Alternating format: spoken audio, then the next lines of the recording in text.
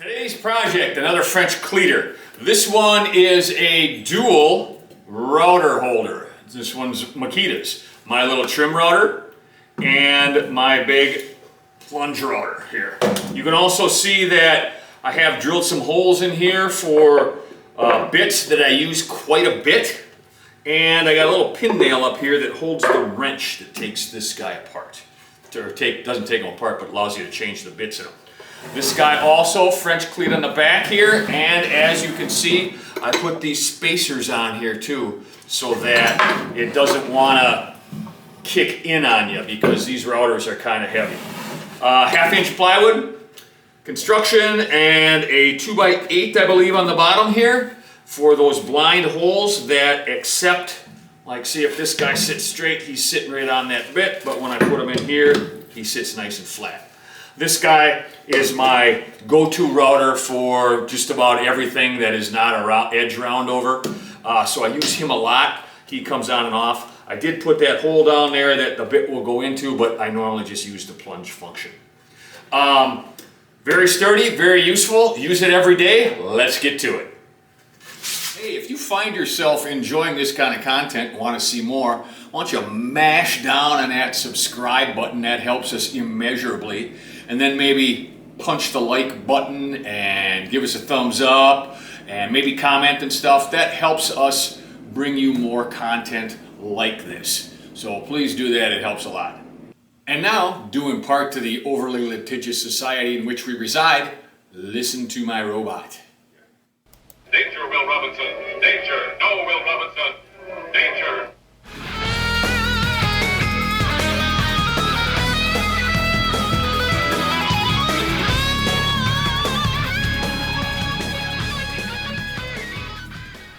Okay, here's the file as you would receive it from us. There's all the geometry that you need. Since we're making this out of 1/2-inch plywood, except for this part here in my sample, you can still make it out of 1/2-inch plywood if you want. Let's go and check the material first. So we want to make this out of 1/2-inch plywood. A lot of guys will make these out of 3/4-inch plywood, and the way that I have these designed, that won't matter. Because these end pieces go on the end here, they don't sit on top of the bottom, or right here on the side, they go on the end. If this is made out of 3/4-inch plywood, it doesn't matter. It's the same, they're the same dimensions. So that was just a design feature that I incorporated into it. All right, so here you have it. A lot of guys, I'm going to go into this right now too, a lot of guys, this stuff's so simple that maybe you want to make it by hand, okay? And that's fine. Maybe you don't want to cut this out on your CNC. This probably takes 6 minutes to cut out. We'll check that a little later, but if you want to make this by hand, it's this simple. Just highlight this piece, and we're going to go over here, and it says set selected object size. We're not going to set the size, but it'll show you what size it is. All right, that's an 11 by 20 and 3/4-inch piece of plywood. Okay, so you take your piece of plywood to the table saw and you cut out a piece that's 11 by 20 and 3/4. You got that piece. You could, same thing here. This is, in my sample, this is a piece of dimensional lumber. So it's 19 3/4 by 8. So it's a 2x8 basically is what it is. And you can cut that, you would just cut that to length, really, and then drill some holes in it if you wanted them. Okay, so these might be a little different. If you look at these, right, it's 7.5 by 11. So this is 11 here, and this is 7.5. We know that this is 1.5 inches, and we'll get into that in a second, because that piece up here goes right across here. Okay, so we would just set this at maybe 1 inch and then connect the two ends, and you could cut that out however you wanted. Okay, so it's very easy to make by hand also, and I would suspect that most people would do that if they're making only one. If you're making more than one, maybe you want to whip out the CNC. And you can batch these out. You can do an array, or you can do whatever you want. Maybe you want to make numerous of these holders at one time from a big sheet of plywood. you can certainly do that, and you can move these, whatever is most advantageous to you, as far as fitting as many of these as you can on whatever size sheet of plywood you have. All right, so that's all fun. All right, one other thing that I want to note, since I told you that in my sample, this piece here was dimensional lumber, a 2x8 in this case. This here, the dimension from here to here is 1.5 inches because that piece of lumber comes right through here. I use dimensional lumber just because it gives you a larger gluing area. I got it lying around. It costs me nothing. They're scraps because they're so small, right? They're cut-offs. And it just gives you a sturdier piece. No problem using plywood. Absolutely none at all. But I prefer to use dimensional lumber. All right, well, let's say that you are using plywood. Well, the bottom is only a 1/2 inch thick then, right? So give or take right here. And then you got this kind of angle sticking out. That causes no problems whatsoever. There's no problem with that. But some people are a little annoyed with the look of that and they don't like that. Okay, I'll show you how to change that. What I'm going to do is I'm going to highlight this piece, and then I'm going to hit the N, and this is only for VCarve, by the way. If you're using a different software, however you node edit, is how you node edit. And I'm going to hit the N, and it turns it into nodes. Okay, it just gives me the nodes. We know that this dimension from here to here is 1.5 inches. So if we move this down 1 inch, what will be left is a 1/2 inch, and we're using 1/2 inch plywood, so that'll work out great. So in VCarve, it'll show you how far you're moving it. See, 1/2 inch, 9/6, so we'll ease up to 1 inch. There you go, and it says 1.004, 4 thousandths. That's probably within the tolerance of the machine. I wouldn't worry about that. But what I'm getting at is it changed that to a 1/2 inch, and it automatically adjusted this angle for you. See how it did that? You don't have to do anything. That's all you have to do if you're using a 1/2 inch. We're not using a 1/2 inch for the bottom because my sample wasn't. So I'm just going to hit Control Z right now, and basically what that says is undo what you just did, and it goes back to normal. All right, so we set all that, and now we're good. Okay, so let's get to some toolpaths here. All right, so I'm going to highlight everything because we're going to cut it out, with one exception, or one group of exceptions. I am not going to cut these circles in here. Okay, so I'm going to not highlight those. Okay, and why are you doing that? Why don't you just cut them all at one time? I'll get to that in a second. Okay, but I'm going to cut the outer profiles here. So that's going to be a profile toolpath. It's going to be a 1/2 inch thick because we're using 1/2 inch plywood. We're going to go on the outside because we want these to final dimension. All right. I'm not going to put tabs on these. Depending on your situation, maybe you're batching a bunch out and you want to put tabs on them. That's fine. You tab them as you see fit. All right. I am going to put a little ramp on each one. Instead of having the bit plunge in and then take off at full speed, cut in full depth, that's hard on a bit. So I want to take it a little easy. I'll just put a little ramp in there that kind of eases the bit into the wood a little bit. It cost me probably 5 seconds of cycle time. All right, I'm going to call this outer profiles. All right, and I'm going to cut them. All right, that looks pretty good. We don't have the circles in. Let's go put those circles in.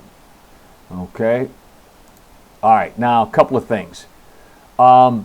In my sample, I did not cut these circles all the way through. I have 1/2 inch routers, so I use 1/2 inch router bits.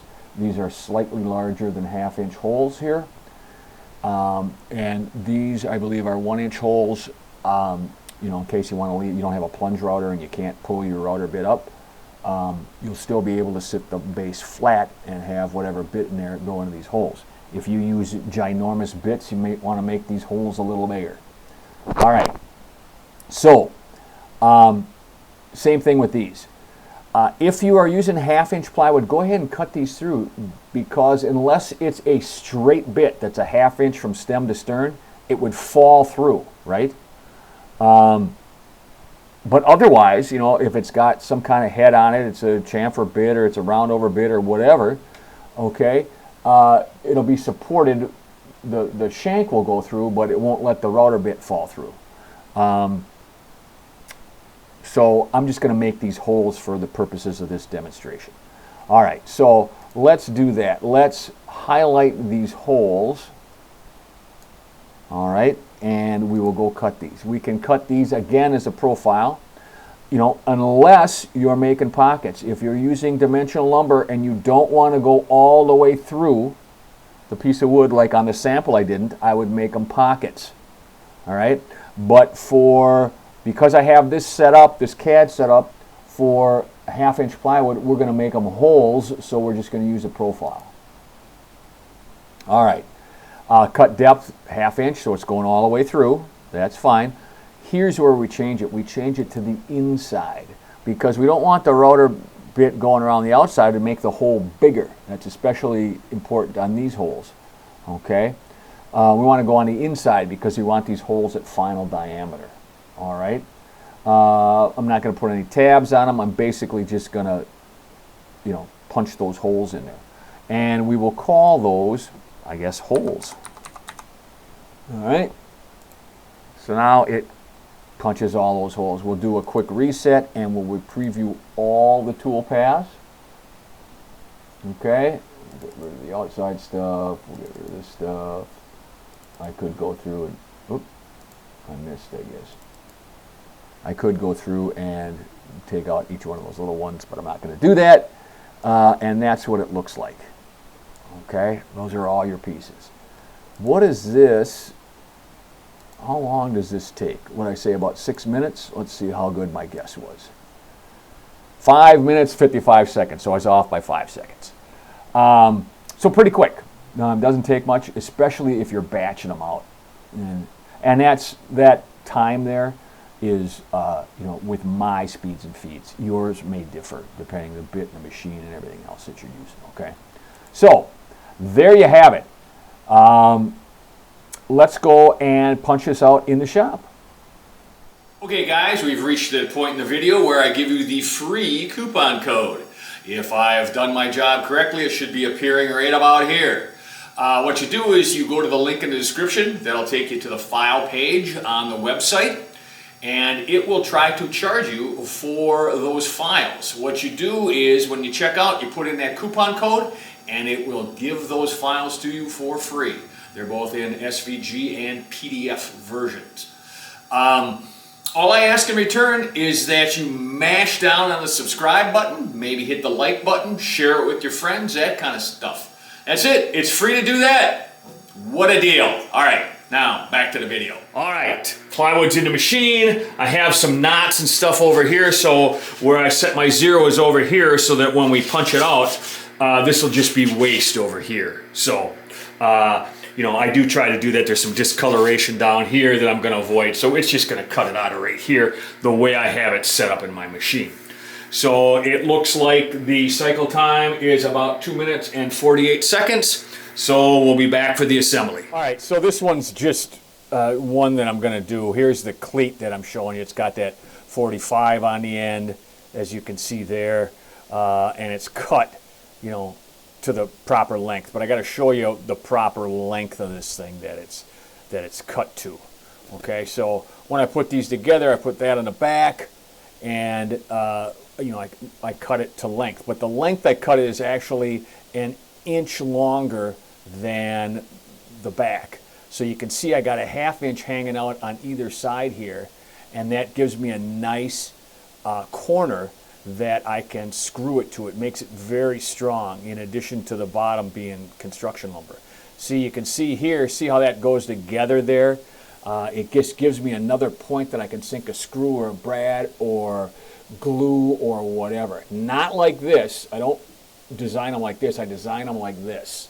So I have this whole area here that I can screw or glue. And then I have both up here at the top. So it makes for a very strong connection on all of my French cleats, and all it costs me is an inch of that stuff of the French cleat that I batch out. Okay, there you have it, another successful build. This one, pretty good. I like it. What would I do different? You know, not a whole lot, I guess.